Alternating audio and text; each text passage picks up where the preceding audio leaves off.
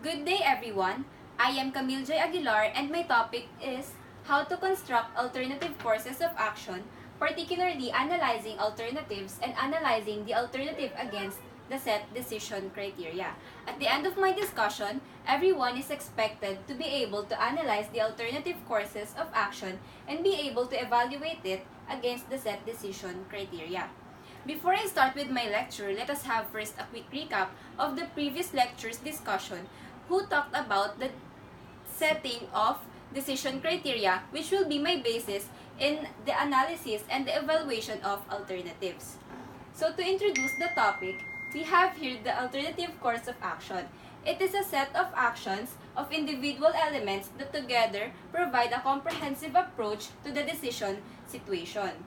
So in analyzing alternatives, there is a corresponding steps to be followed.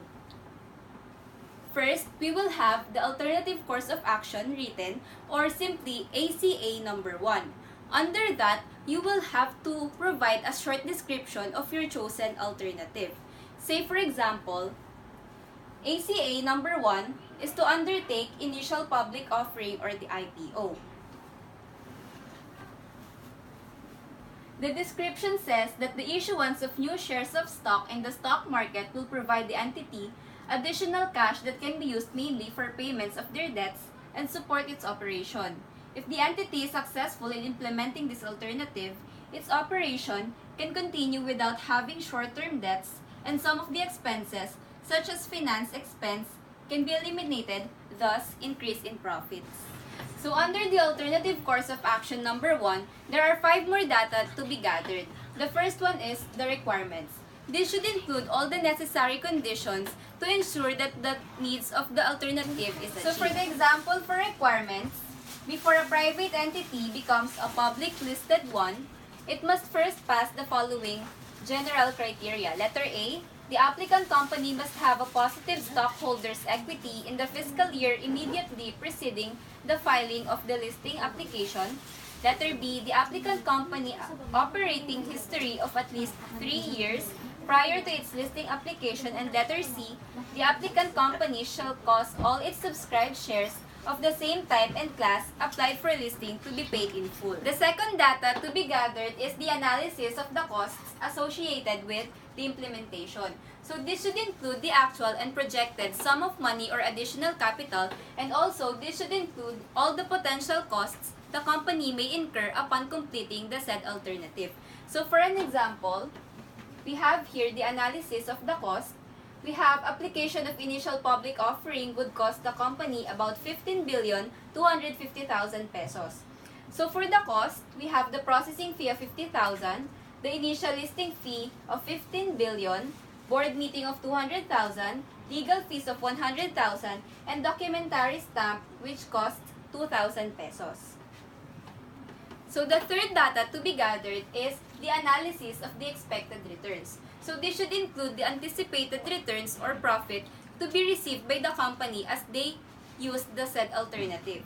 For example, the analysis of the expected returns. So if the company pushes an IPO of 11 million shares at 10 pesos each share, they will have 110 million pesos, which means that the entity's cash on hand will increase by 110 million. The fourth data to be gathered are the benefits and advantages. So this should include the advantages that the company may get if they wish to use the said alternative. So for example, the benefits and advantages.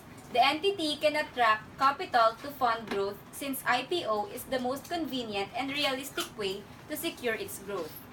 Second, the shares of stock can be turned into cash for paying debts and acquiring business.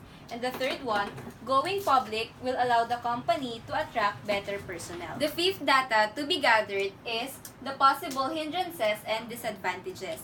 So this should include the possible hindrances before, during, and after the execution of the said alternative.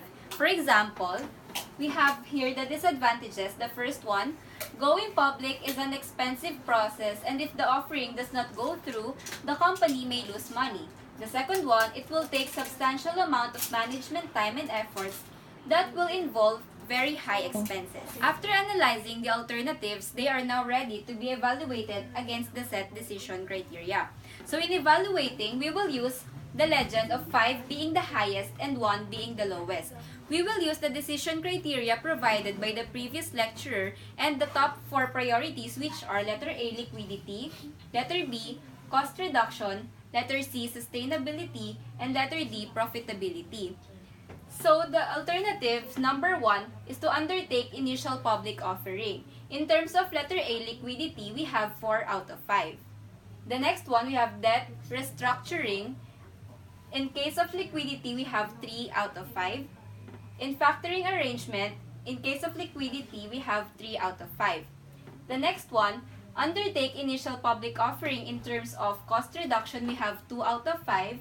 Debt restructuring under cost reduction, 1 out of 5, and so on. The basis of the following ratings or scores are from the statement of the problem and the objectives provided. In a nutshell, in the analysis of the alternative course of action, we have first the requirements, letter B, the analysis of the cost associated with the implementation, letter C, the analysis of the expected returns, letter D, the benefits and advantages, and letter D, the possible hindrances and disadvantages.